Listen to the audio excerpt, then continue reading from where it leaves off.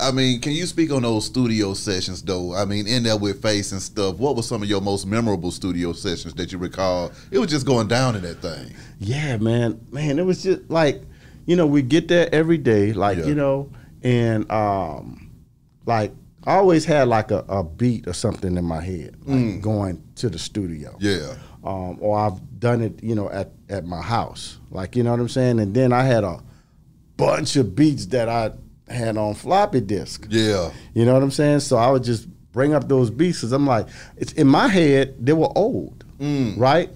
But one of my partners was like, dude, they're old to you. Come on. You know what I'm saying? Yeah. So I start pulling out those, you know, discs and stuff like that, reworking the tracks, and, you know, Face would come in, he'd write, man, and then he'd go in the vocal booth and spit the juice, bro, and man, it was like every day, man, we had like a routine. Like, you know, me and Mike Dean would go, we would go to Fuddruckers, right down the street from the studio, because we was working at Digital Services at the time. Yeah.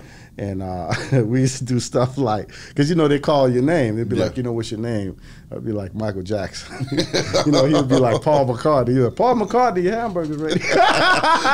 You know, just being crazy. Like, yeah, just being crazy, man. Yeah. But, you know, those sessions was good, man. Like, but again, we didn't work that long in the studio. It was a few weeks and we were done. Crazy. Riding Dirty, man. Another cornerstone album for hip-hop and the South in general. Just finished celebrating that thing at Versus yesterday. Can you speak to me about working on that album? And I just got to start with one of my favorite songs, Murder. Whew. When Pimp C and Bun B went in that studio and went crazy, what was going through your mind? Okay, so, Murder. All right, so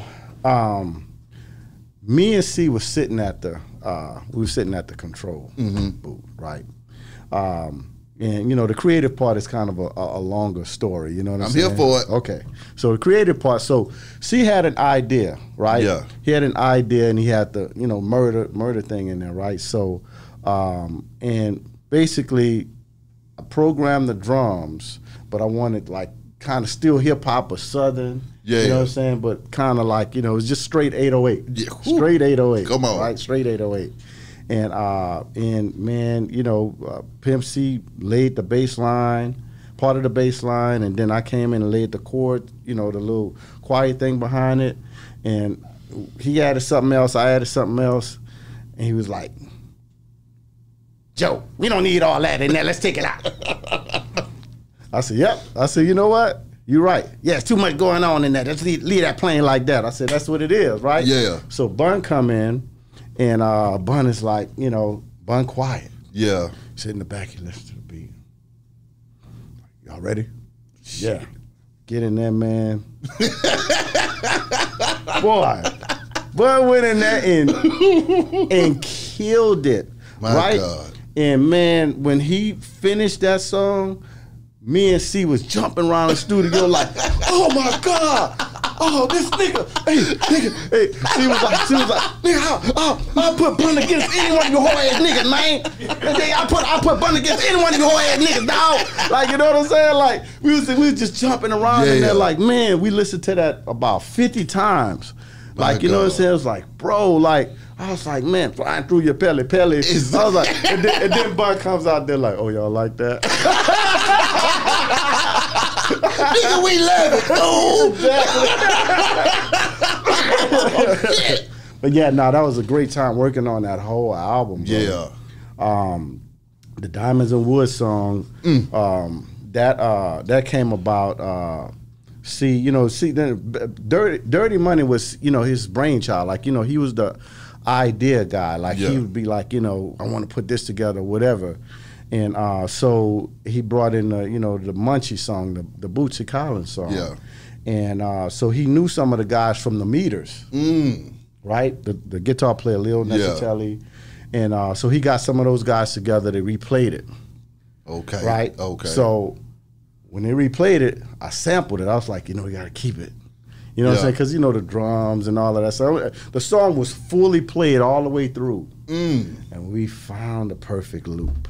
Damn. In that record. And looped it off. That's why you hear like you'll hear like towards the outro, whatever. Yeah. That's part of the song that was played all the way through. You know what I'm saying?